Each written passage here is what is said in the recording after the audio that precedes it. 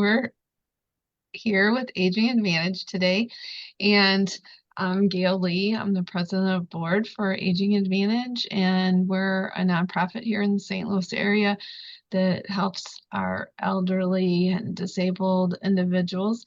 And we have some funding that we get through the St. Louis Area Agency on Aging to help in the community, very specifically to help our family caregivers that are helping and stressing out on everything with helping their loved ones or and their family members and what have you.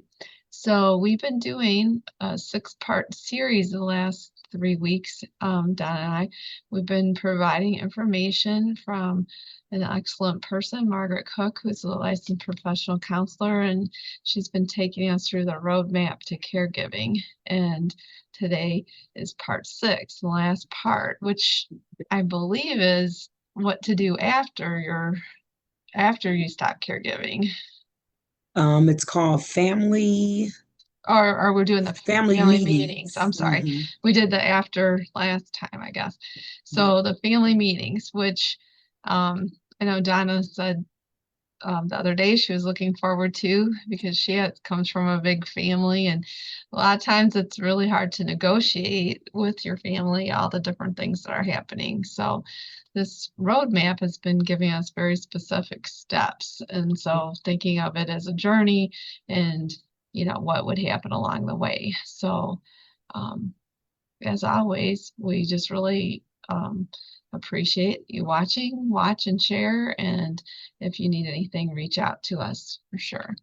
And Donna will bring that video up.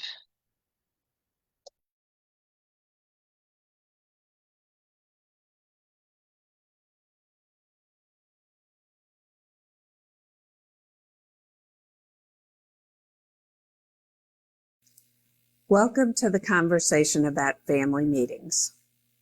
I'm Margaret Cook, and I'm a licensed professional counselor in the state of Missouri. I'd like to talk to you today about one of the things that I've found to be a powerful and effective tool at helping people thrive and have healthy relationships.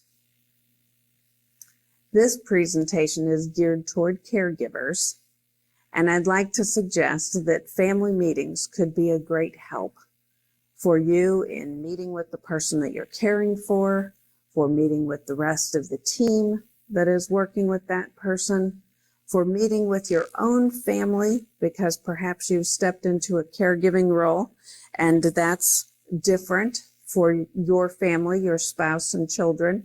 And so I'd like to encourage you to look at family meetings as a way that you can improve your communication. Let's start off by talking about how I learned how powerful family meetings could be.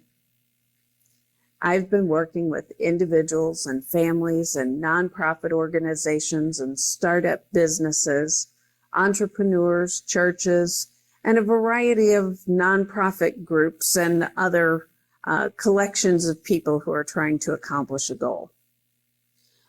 One of the ways that I find that people can do this well is when they have some meetings, particularly if they follow some good processes during the meetings that make a communication easy and direct and that help hold people accountable.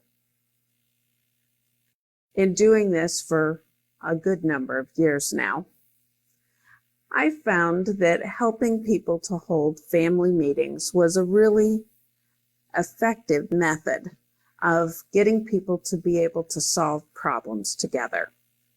The idea in a family meeting is that everybody feels like they have a role and everybody feels that the team is there to support each other, that we're there to learn to work together and to make life good for everybody in that system.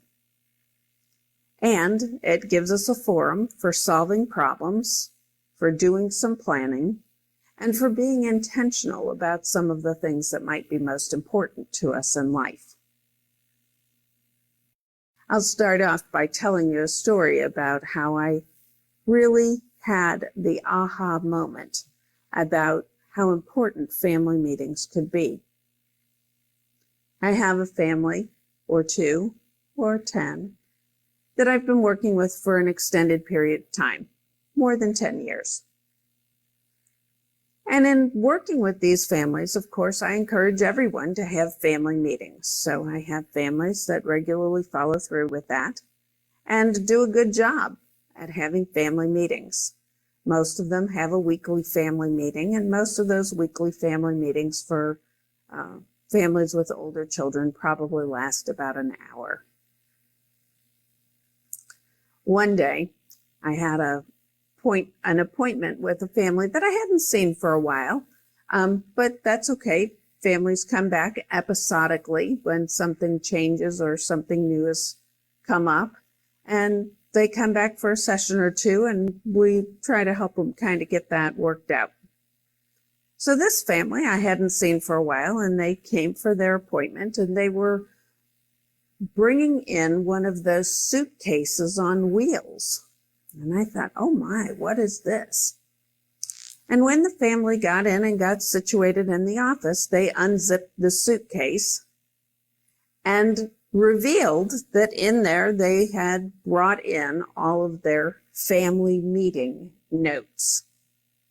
They had them organized by date, and I noticed that they had some sticky notes in there.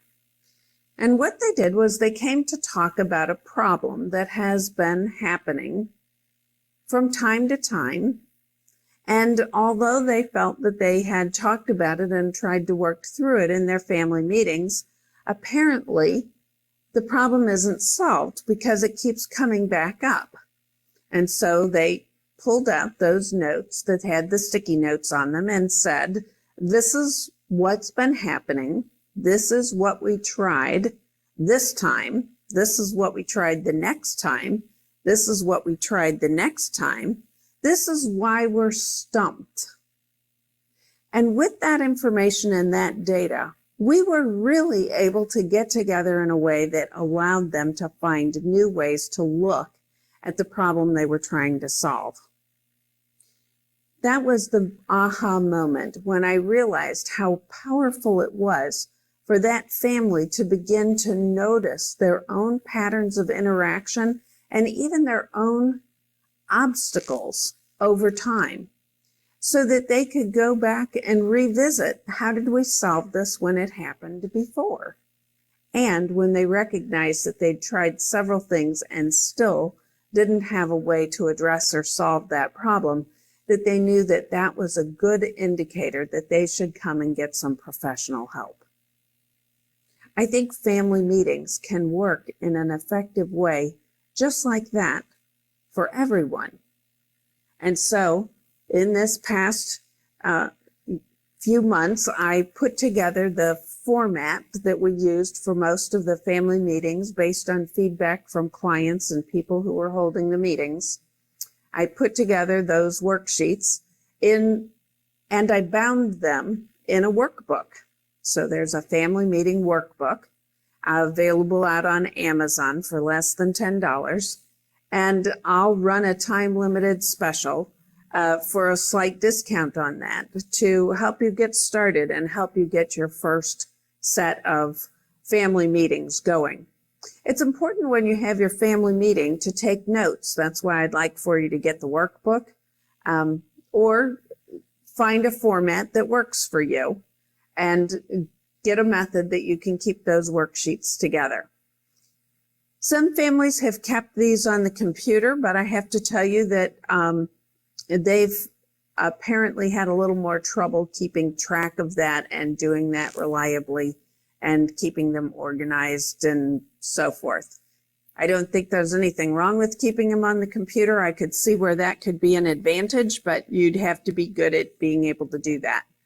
Most of the families that I've worked with have used the paper system. So they're either writing on a worksheet or on a piece of loose leaf, or they're using the method that I have bound together in the workbook. The purpose of family meetings is to build support for everyone in the family.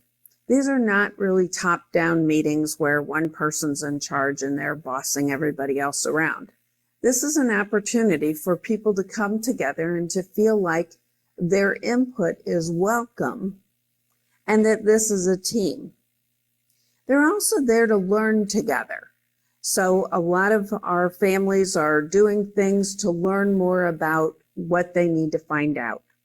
When you think about caregiving, I think understanding how steep the learning curve is for many people, I think this idea of learning together is really a good idea. That can be really helpful to recognize that you're going to learn some more things maybe about housing, you're going to learn some more things maybe about transportation, you're going to learn some more things about home health care, you're going to learn some more things about a particular illness, you're going to learn some things about a particular type of provider. There's so many things that you'll be learning along the way of caregiving, and I can really see how having a family meeting format and workbook or collection of information that you're gathering, I can really see how valuable that would be. Over time, you'll be able to have all of that information in one place. The other focus here is to be able to solve problems effectively.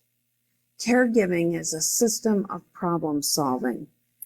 At each turn of events, or sometimes at the turn of every hour, something has come up or is influencing the quality of life or the needs that you have to meet or provide for the person that you're caring for.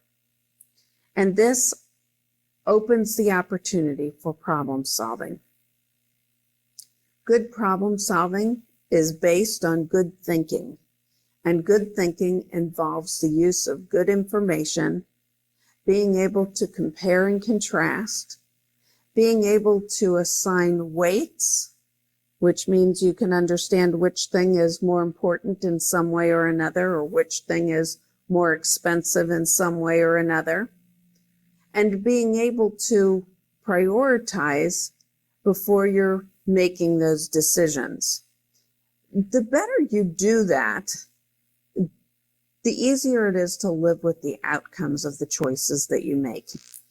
Caregiving is often a difficult process.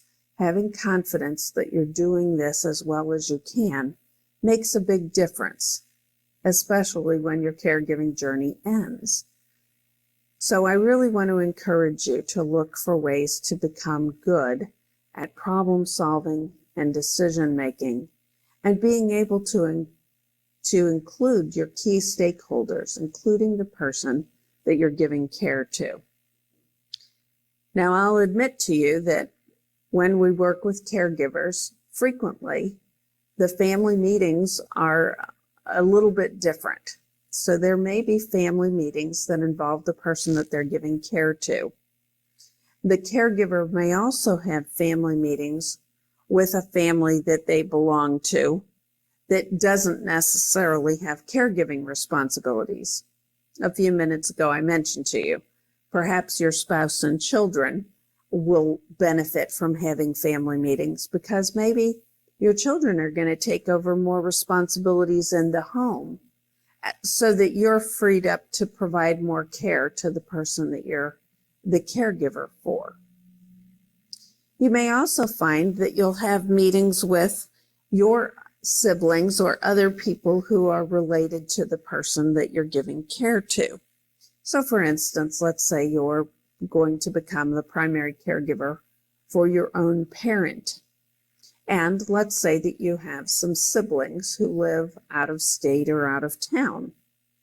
Having regular family meetings that include them would be really valuable and helpful so that everybody feels like they can be supportive, and so that those decisions that require input or some level of agreement from everybody are things that we have a way to talk about and a time to talk about them. Insofar as the person that you're giving care to is able to participate in those meetings, I would encourage that. The pandemic has taught us all how to have a Zoom meeting, and so being the caregiver who's on site in the current location with the person who needs care, it becomes easier now to have those family meetings and include siblings, or other family members who are at a distance geographically. So I'd like to just encourage you to create a calendar or a schedule for regular family meetings. Having family meetings at the same time every week or month or whatever frequency is appropriate for your situation, having those reliably at the appointed time really is helpful. I'd like to encourage you to get to be really faithful at doing that. If you have to miss a meeting, try to find a place or a time to reschedule it to. Let's say we usually have our meetings on Sunday afternoon, and we're not going to be able to meet this weekend because we've got another commitment. I would like to encourage you then to find a time that we all agree we could hold the family meeting instead. So maybe it'll be a weekday evening this particular time. But try to avoid skipping meetings altogether for the week. That can make it difficult for people to get into the habit of this and for people to begin to trust the process, because there's a tendency, and I'll admit to you, it's a tendency in every family for people to think if they just kind of don't cooperate with this, it'll stop happening and it will go away. And I want you to make sure that you make a commitment to sticking to this so that everyone gets on board sooner rather than later, hopefully. And you may have to actually talk about some of the things about why don't people want to do that, and what are we going to do to help them work through those feelings so that they'll be able to participate adequately and in a way that allows them to contribute well to the system and to our conversations and to our problem solving.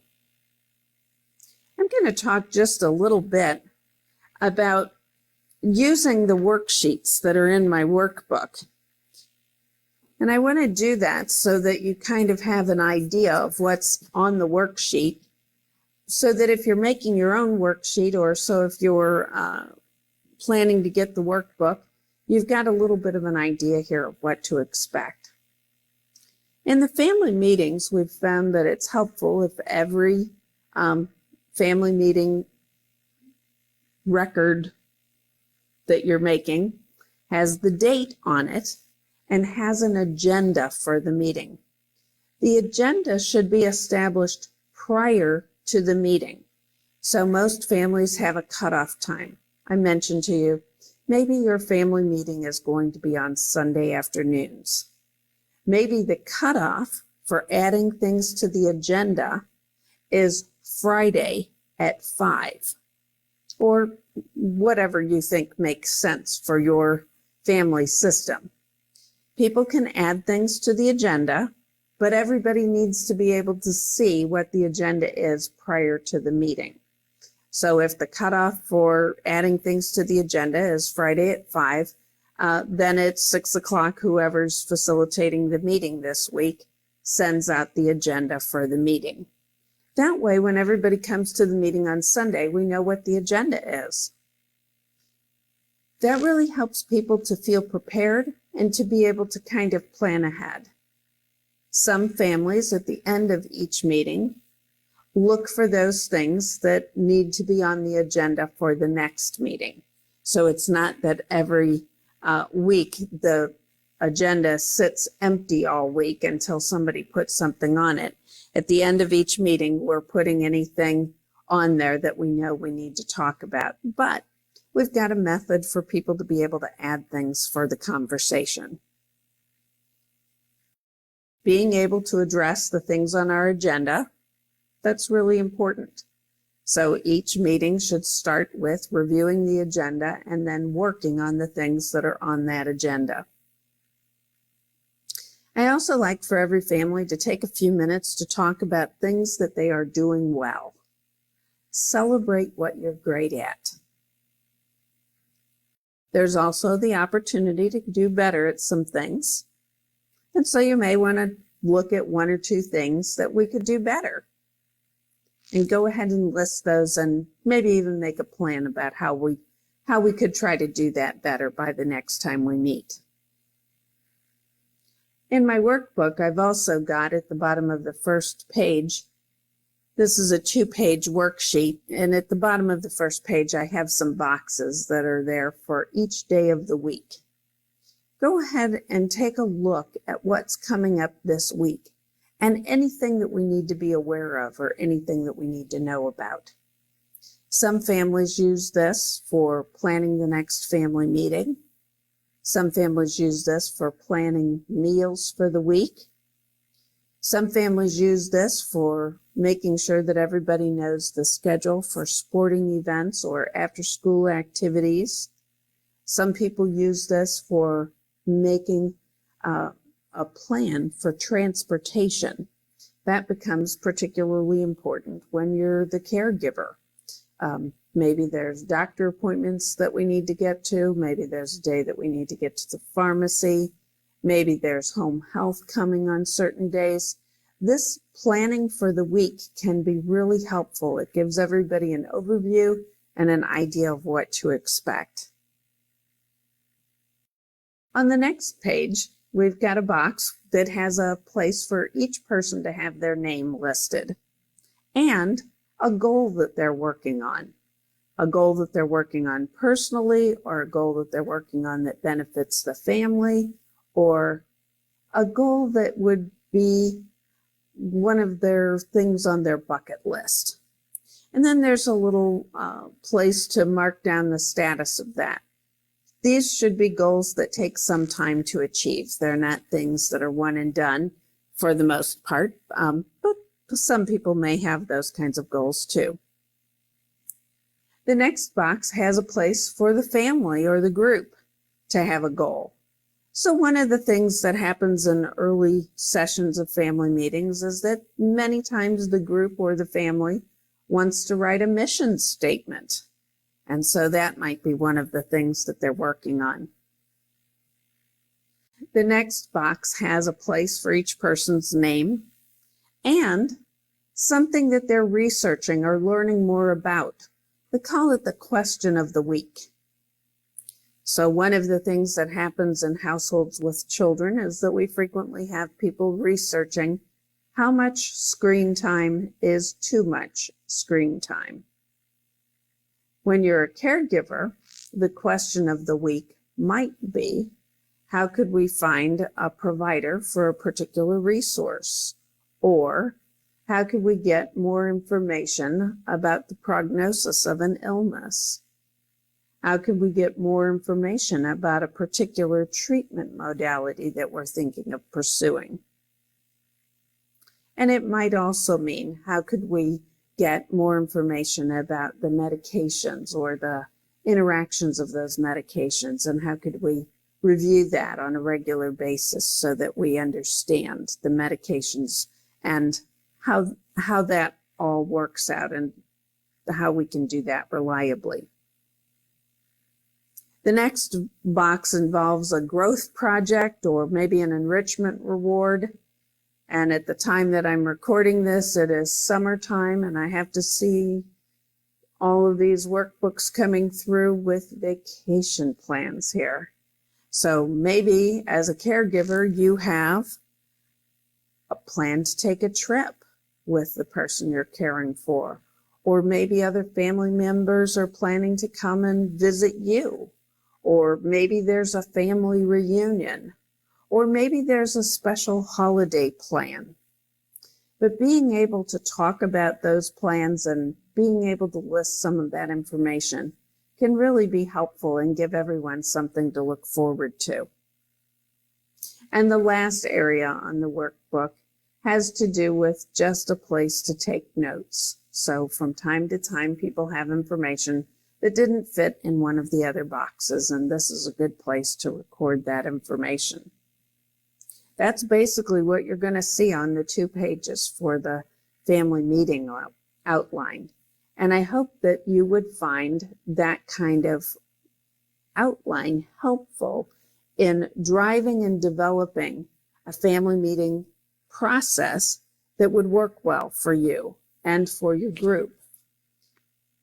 It's a great idea to start off small. So don't think that you've got to meet for an hour right off the bat. go ahead and start with an agenda of one item and plan to have a 15-minute family meeting. And that 15-minute family meeting can approach the agenda item, celebrate the things that we're good at, and look at something we'd like to get better at.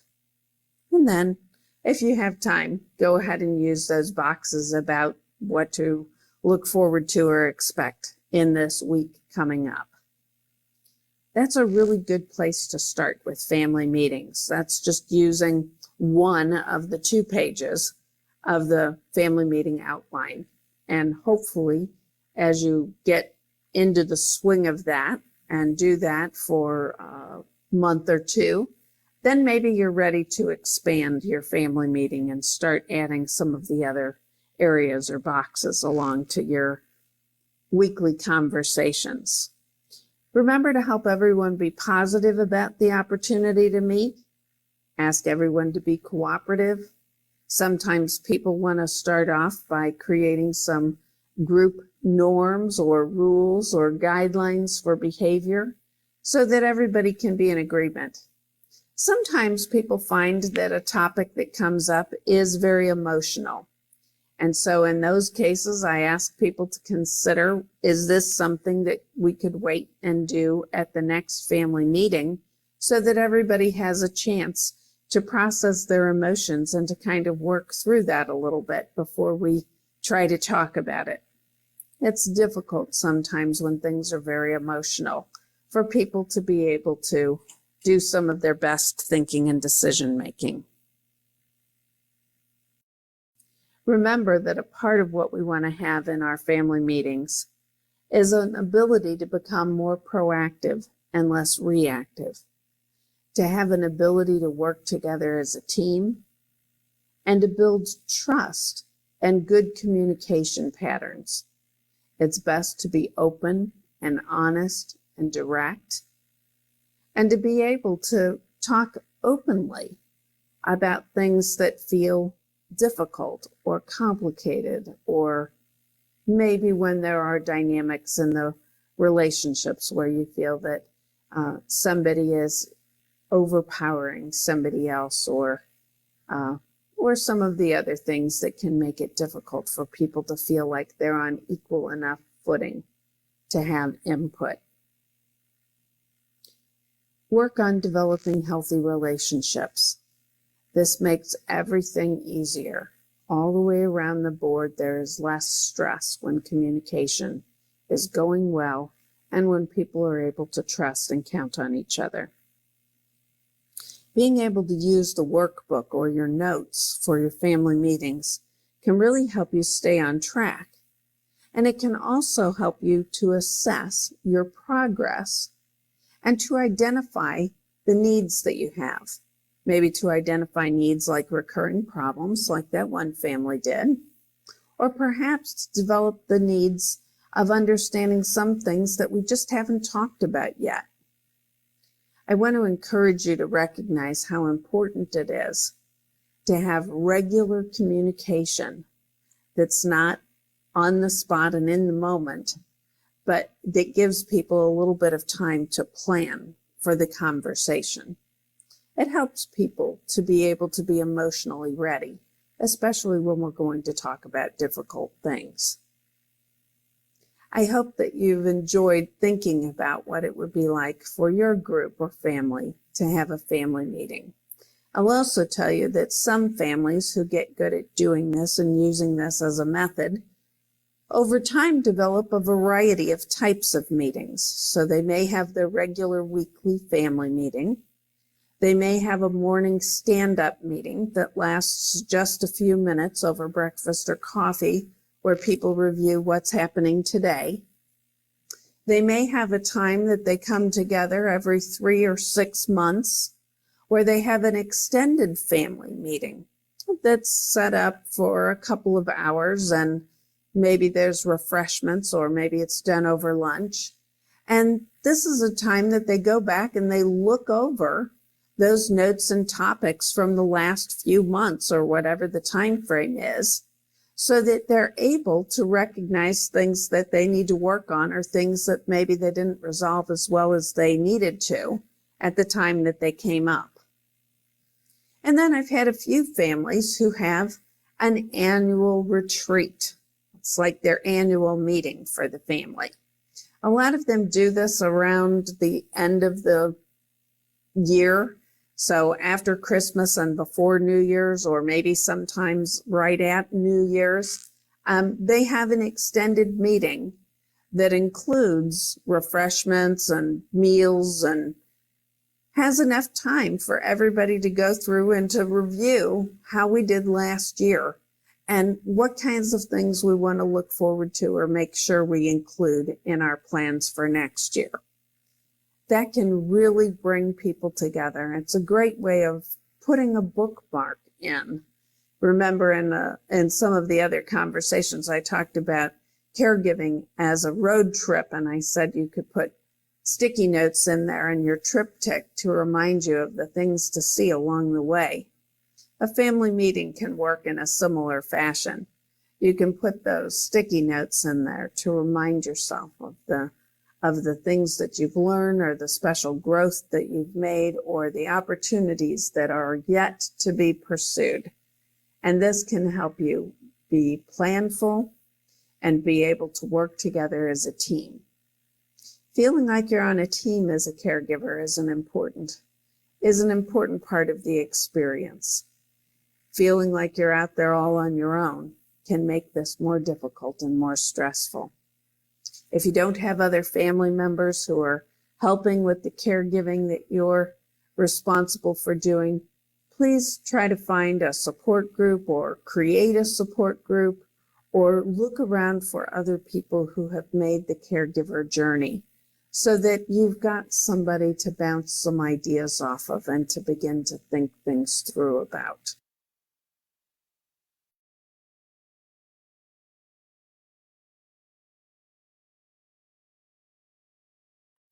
All righty. That was good. So Lots of what did good. you learn? What's your biggest takeaway? Oh my goodness. Not only for my family, I've now start thinking I'm about to involve my husband's family because he and his siblings are actually going through some things right now with their dad, and his sisters live with his dad back in Atlanta, Georgia, and I've been telling them to have family meetings, for a couple of months now.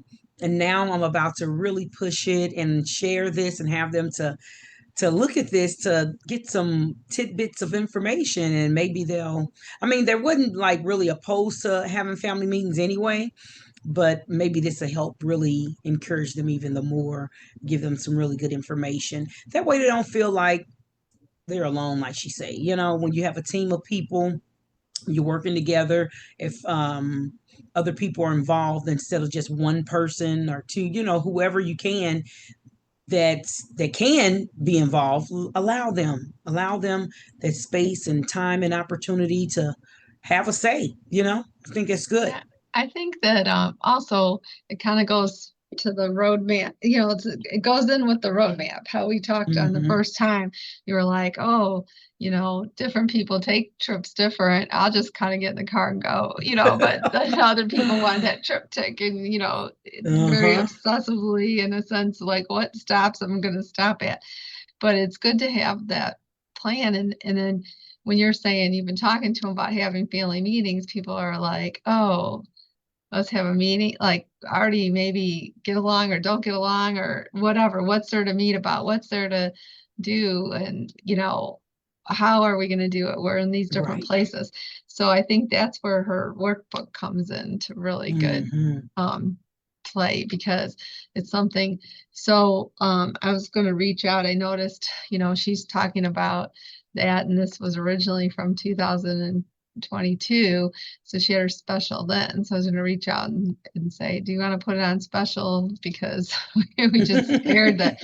So we can put that in the comments. If she does, we can put the link there again. But it might be something that you could gift, Right. the the family members and say, here's what it's about. Because people, if you haven't had the concept, you're just like, oh, well, we're gonna just sit here and talk, or what Right, about? So I think exactly. They that don't kind of understand. helps, like, and it's always kind of a good thing to have a format to kind of keep people on track. Yep. Yep. Otherwise, you go back I to agree. those maybe old, you know, childhood things where people are in their different roles that we kind of get from growing up, Yeah, and not where we're at now. So, it's true. It's good. but I Lots of will great information. I will reach out to her and see if she wants to run a special. That'd be great. Yeah, let us know so we can go ahead and update the ending of the talk there, so that as people are seeing and listening, yeah, they can go ahead and order, and I can get on there and order myself. So Yeah, we'll have to put sounds good. the new link. We'll just have to put a comment that, oh, special is still, running or what Mhm. have you, because I don't think or we can ask her to do a slide and we can post it. But yeah, it's hard. You can't go back into the other recording and switch it. So, Yeah, that so was good though. I just want to thank everybody for your time and attention, and hopefully others will and have learned as I have, and have some takeaways and get there and educate your family and our friends or whomever you're caring for. But this is a great series here, Caregiver Roadmap. yeah. Wonderful. Yeah, it's good. It's good to repeat it, and different ones of us are on, so we're talking about different things that we've experienced, and um, so it makes it different every time. But all our videos are when we do a video, they're here live, and then they're on our YouTube channel, so you can go to that. But we do a lot of in-person classes too. Now, finally, we're starting to get some in-person ones because we switched to do them live, kind of coming out of COVID. People weren't, going to classes, but Donna is coordinating those classes. And if Yep. you want us to come out to um, your facility or a library or wherever we might be able to um, present to a group of people, then we're able to get speakers to those locations too. Um, Yes.